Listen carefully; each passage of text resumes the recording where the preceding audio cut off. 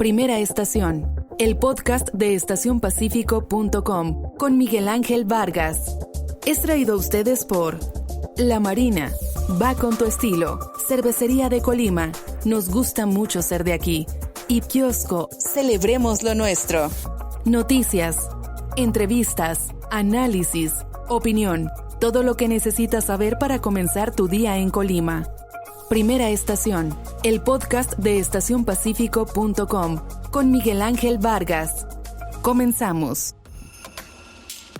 Hola, muy buenas tardes. Les saluda Miguel Ángel Vargas y estamos transmitiendo todavía desde el estudio estacionpacífico.com en la tierra favorita del sol, aquí en Colima Capital. Y digo todavía porque obviamente estamos evaluando si en algún momento es conveniente pues buscar lo necesario para, aunque sea no con todo el equipo y la capacidad técnica que tenemos en nuestro estudio, pero desde casa, pues tampoco se requiere tanto desde casa poder grabar este podcast para todos ustedes.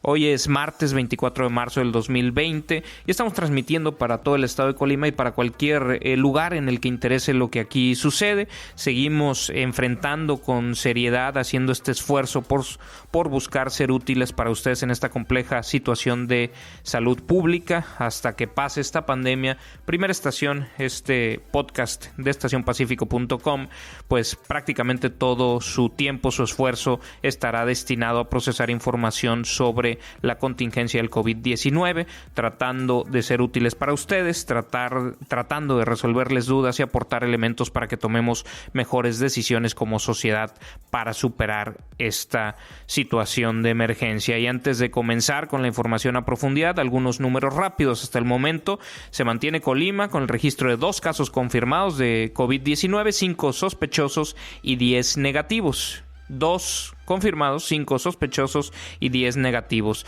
A nivel nacional, 4 muertos ya por COVID-19, 367 casos confirmados y 826 casos sospechosos, de acuerdo con información de la Secretaría de Salud Federal actualizada a las 19 horas del día de ayer. En un ratito más se vuelve a actualizar esta información. A nivel mundial, más de 414,000 casos en 185 países, 18,500 fallecidos. Esta es la situación en la explosión de esta contingencia sanitaria. Con estos números y con mucha información que compartir, comenzamos. ¿Alguna vez te preguntaste dónde terminan las botellas de Coca-Cola? Por un tiempo, nosotros tampoco. Lo sentimos. Y aunque hoy reciclamos 6 de cada 10 de esas botellas, aún no es suficiente. Por eso nos comprometemos a producir 0 residuos para el 2030. Vamos a recolectar y reciclar el equivalente a todo lo que vendamos. Involúcrate. Y gracias por sumarte tirando tu envase vacío en el bote. Coca-Cola. Hagamos esto juntos. Hidrátate diariamente. La nota principal. Como todos los días, el sector salud estatal ha dado una videoconferencia para actualizar alguna información y más allá de las cifras que ya les compartíamos, que seguimos en los 2 casos confirmados y 5 sospechosos, el epidemiólogo de la Secretaría de Salud Estatal respondió pues a los cuestionamientos que enviamos los medios de comunicación. Algunos de ellos tenían que ver con la capacidad hospitalaria que tenemos, de equipo, demás, y algunos cuestionamientos iban en el sentido de poner en duda o simplemente preguntar sobre la capacidad que tienen las cámaras termográficas para identificar casos de COVID. Estas cámaras que fueron adquiridas por el gobierno del estado. Y parte de la pregunta iba en el sentido porque se han hecho comentarios de alguna manera críticos de parte de autoridades federales del gobierno de México sobre estas cámaras a la hora de justificar que no se hayan instalado, por ejemplo, en todos los aeropuertos del país, en el sentido de que fácilmente se desajustan y se tienen que volver a calibrar, también pues de que no son concluyentes, también en el sentido de que pues hay mucha gente que pudiera tener el virus y todavía no tener síntomas y pues que pasan que no tienen fiebre, o que si tenían fiebre y se tomaron un paracetamol en el momento o un rato antes de pasar por la cámara, pues no tendrán fiebre en ese momento y aún así pudieran tener el virus. A pesar de esto, el gobierno del estado, en voz del epidemiólogo, defendió que estas cámaras sí son una gran ayuda para la detección de posibles casos de personas contagiadas de COVID-19, aunque puntualizó que para detectar un caso es necesario que el personal de salud pues aplique, como está haciendo en estos filtros de mitigación, un cuestionario para complementar las pruebas o lo que aporta este aparato. Destacó Rodolfo Flores, el epidemiólogo estatal, que esperan la llegada de más termómetros infrarrojos para poder medir la temperatura corporal, y explicó que la adquisición del equipo para la prevención y atención de coronavirus por parte de la administración estatal se ha realizado pues con gestiones ante la federación y aplicando todo lo que marca para el gobierno del estado la Ley General de Adquisiciones. Escuchemos parte de lo que dijo el epidemiólogo estatal. Y en la Secretaría de Salud tenemos 257 camas, el IMSS tiene 259, el ISSSTE 66, la Secretaría de Marina tiene 31, terapia intensiva son 7 de la Secretaría de Salud y Bienestar Social, el Instituto Mexicano del Seguro Social tiene 12, el ISSSTE 2, la Semarset 3 y en la privada 5. Se tienen 94 ventiladores y el 38% de ellos se le están dando mantenimiento preventivo. El regional universitario tiene 27 ventiladores, de los cuales 12 están funcionando al 100% y el resto ya están en un mantenimiento preventivo para mantenerlos en óptimas condiciones. Y bueno, quisiera dejar algunas preguntas aquí porque también compartió información ante cuestionamientos que hicimos nosotros en Estación Pacífico y que hicieron otros medios. Compartió información el epidemiólogo respecto a la capacidad en cuanto a infraestructura y equipo que tenemos para enfrentar esto, y derivado de la información que nos compartieron, pues creo que surgen algunas dudas legítimas, algunos cuestionamientos legítimos sobre este tema.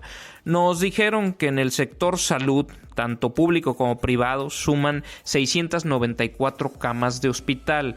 Los 6 hospitales estatales tienen 257, el IMSS, que tiene 3 hospitales, tiene 259, el ISSSTE tiene 66, las instalaciones médicas de la Secretaría de Marina tienen 31 y los hospitales privados tienen 81. Eso suma 694 camas de hospital. También nos dijeron que se pueden llegar a requerir las estimaciones que hace la autoridad sanitaria en el estado. En el pico de contagios se pueden llegar a requerir hasta 600 camas para esto. 600 camas, hay 694. No sé si esto será mucho o será poco, pero representan el 86%, por así decirlo, de la capacidad instalada que tienen los hospitales. ¿Cuánto está ocupado ahorita sin COVID? Pues cuánto es lo normal que en promedio estén utilizados todos estas instalaciones médicas, con qué porcentaje de ocupación de esas camas se tiene en promedio o se tiene ahorita, para saber si va a ser suficiente o no va a ser suficiente cuando lleguemos al pico de contagios. Otro punto que nos compartieron son las 29 camas en cuidados intensivos que tienen estos hospitales. 7 el sector salud estatal, 12 el IMSS, 12 el ISSSTE, 3 la Secretaría de Marina y 5 los privados. Suman 29 camas de cuidados intensivos. ¿Será suficiente para cuando se llegue al pico de transmisiones? Eso es otra de las cosas que vale la pena cuestionar. De los 94 ventiladores que se tienen, 36 están en mantenimiento, solo hay 58 que están funcionando, y eso es importante saberlo. Es información que nos ha compartido la propia autoridad de salud en el ámbito estatal. Hay 10 hospitales, 6 centros de salud son estatales, 3 del IMSS, 1 del ISSSTE, y bueno, las instalaciones de la Secretaría de Marina sería una 11ª, más 15 hospitales privados que hay en el estado, pero que tienen pocas camas, solo 81 camas de hospital. Hay 200 pruebas, pensaría yo que 17 han sido utilizadas, esa información tendríamos que confirmarlo. Hay 10 negativos, 5 casos sospechosos y 2 casos confirmados, al menos han sido utilizadas 17, quedarían pues cerca de 183, entiendo que las 200 que nos dijeron era un número cerrado, que tal vez no era exacto, y hay cerca de otro par de centenas, otras 200, que vienen en camino en coordinación con las autoridades federales, según ha dicho la propia titular de la Secretaría de Salud Estatal. Ponemos esta información, por ejemplo, lo de los ventiladores, que solo hay 58 disponibles, 12 de ellos están en funcionamiento y 15 están en mantenimiento en el Hospital Regional Universitario. Otra duda que nos queda de estos, ¿cuántos son pediátricos? Dado que pues la mayoría de los que se necesitarán no son pediátricos, porque el coronavirus pues afecta menos conforme menor edad se tenga, pues son pocos los casos graves que se tornan críticos de gente de infantes, pues, y de bebés. Así es que hay que también buscar esa información para conocer, y aquí no queremos alarmar, queremos identificar los cuellos de botella para que, si es posible, con el tiempo que nos queda, pues tomar algunas medidas para enfrentar estos posibles cuellos de botella. Es nuestra chamba y nos ponemos serios en ella. Preguntar, ver los huecos que hay en la información, ordenar la información que nos comparte la autoridad, cuestionar las decisiones que se están tomando. ¿Para qué? No para alarmar, sino para entender la realidad del Estado, la realidad en esta problemática, y no solamente para que la autoridad tome mejores decisiones, sino para que nosotros, como sociedad civil, como ciudadanos, tomemos mejores decisiones. Quizás si sabemos la magnitud del problema o del reto que puede representar para el sector salud un momento de saturación hospitalaria, quizás extremamos precauciones, porque sabemos que en caso de que nosotros o un ser querido resultara contagiado y se tornara grave o crítico su caso, pues pudiera tener broncas, incluso pagando por atención médica privada. Insisto, no queremos alarmar, preocupar, queremos entender para que en la medida de las posibilidades pues se tomen mejores decisiones por todos. Hasta ahí dejo el tema, aunque vamos a seguir con estos cuestionamientos. Más información en estacionpacifico.com.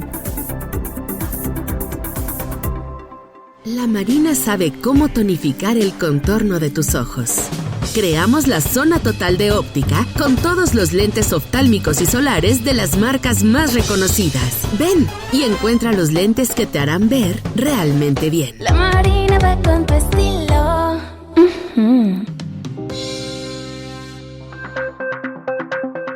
Información nacional. Y en información nacional, que es el principal cambio, la principal actualización que tenemos este martes sobre esta pandemia, el subsecretario de Salud del Gobierno de México, Hugo López-Gatell, declaró formalmente el inicio de la fase 2 de esta contingencia sanitaria por el COVID-19 a causa de que ya se han detectado 5 casos en los cuales no se pudieron identificar antecedentes de importación de los mismos. Es decir, se asume que eran ya pues una transmisión comunitaria. Con estos 5 casos estamos ya en el escenario de fase 2 de una transmisión comunitaria. El funcionario federal refirió que esa situación implica la implementación de nuevas estrategias para la duración de esta fase, que pueden ser entre 30 y 40 días, entre las que destacó pues medidas más severas de aislamiento. Algunas de estas medidas de aislamiento ya se habían tomado, el tema de la suspensión de clases escolares en todos los niveles, el tema de la cancelación de eventos públicos masivos y todos la invitación que ahora pues es una exigencia de que la gente que no está en sectores críticos pues no salga de sus domicilios a trabajar, etcétera, ¿no? El subsecretario de Salud detalló que desde este lunes, ayer el 23 de marzo y hasta el próximo 19 de abril, se van a suspender las clases en todo el sistema educativo nacional, se suspenden los eventos y reuniones de 100 personas o más y también las actividades laborales que impliquen la movilización de personas de sus hogares a sus centros de trabajo en todos los sectores de la sociedad. Pero escuchemos parte de lo que dijo el funcionario federal en la mañanera del presidente Andrés Manuel López Obrador. El momento es este y por lo tanto queremos declarar formalmente el inicio de la fase 2. El inicio de la fase 2 lo que nos permite es trazar el horizonte para los siguientes 30 a 40 días, en donde empezaremos a visualizar que México, por haber anticipado 2 semanas antes las medidas generales, las medidas masivas que tienen los mayores impactos, tanto en reducir la transmisión y desafortunadamente también en las consecuencias sociales, vamos a poder doblar la curva, vamos a poder tener menor transmisión. Quiero ser muy claro, seguiremos teniendo transmisión. La expectativa no es terminar con la epidemia de un momento a otro. También quiero ser claro que el éxito en la reducción de la transmisión, en vez de llevarnos a una epidemia corta, nos va a llevar a una epidemia más larga. Pero esto es importante, porque lo que nos lleva es a administrar el riesgo. Administrar el riesgo, en términos llanos, lo que quiere decir es lograr tener que cada día haya menos casos de los que se pueden atender en la infraestructura de salud del Sistema Nacional de Salud de México. Y por eso es importante que estas medidas de mitigación comunitaria sean tomadas en cuenta. Destaco que en términos de mortalidad, mientras que muy triste y desafortunadamente algunos países ya tienen decenas, centenas o millares, nosotros apenas tenemos 4 muy desafortunadas, pero solo 4 muertes. Por su parte, el presidente López Obrador aseguró que el mismo día de hoy firmará un decreto para que desde el sector público y privado se otorguen permiso a los adultos mayores para que puedan permanecer en sus domicilios con goce de sueldo y con todas sus prestaciones. Así lo dijo el presidente de México. El día de hoy también voy a firmar un decreto para que tanto en el sector público como en el sector privado se les otorgue permiso a los adultos mayores para que puedan estar en sus casas. Permisos con goce de sueldo y con todas las prestaciones. Independientemente del decreto, ya estoy recibiendo muestras de solidaridad de empresarios. Me mandó a decir el ingeniero Carlos Slim que se compromete a no despedir a ningún trabajador de sus empresas. Solicito a todos los empresarios que se solidaricen. Y estaremos dándole seguimiento a todas estas medidas de aislamiento, cómo se van a implementar, cómo se van a aterrizar, obligar a que la ciudadanía las tomen. No todo es blanco y negro, pues, y no es que estemos esperando que se dé pues un toque de queda y la salida del ejército a las calles para reprimir, pero sí habrá que entender qué se va a hacer con la gente que pues no siga estas indicaciones y qué es lo que se considera prioritario, qué es lo que se considera necesario para esta pandemia y qué no, cuáles actividades, cuáles negocios pueden abrir y cuáles no. Iremos aterrizando toda esta información. Estamos ya en fase 2, hay transmisión comunitaria, así es que no solamente aléjense de la gente que vino de China, de Estados Unidos o de Europa, sino hay que aislarnos de todo mundo. Más información en estacionpacifico.com.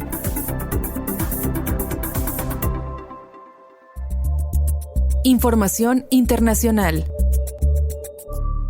Y en el ámbito internacional, en Nueva York, en la costa este de los Estados Unidos, el número de afectados se mantiene con una alza acelerada. Ayer se reportaban 20,000 infectados, el número ha seguido creciendo, pero pues es más de la mitad, más del 60 y tantos % del total de casos que hay en Estados Unidos.